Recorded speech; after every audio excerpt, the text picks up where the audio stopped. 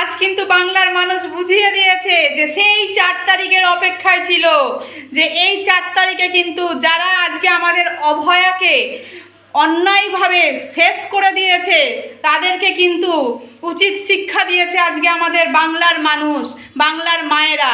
বাংলার মেয়েরা কিন্তু লোভী নয়। 1,500 টাকা, 1,000 টাকা, 2,000 টাকা নিয়ে তারা কিন্তু তাদের নিজেদের সম্মান নষ্ট করে না। পুরো প্রকৃত জবাব দিয়েছে আজকে বাংলার মা বোনেরা।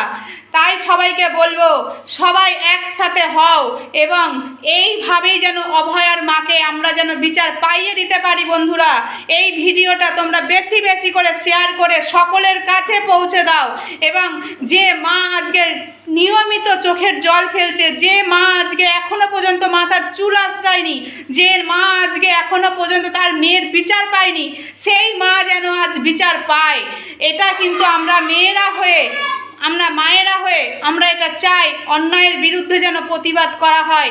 তাই বলবো বন্ধুরা, আমার এই ভিডিওটা তোমরা বেশি বেশি করে শেয়ার করো এবং সেই মা যেন বিচার পায় তার ব্যবস্থা হয়ে একজোট হয়ে কাজ করো।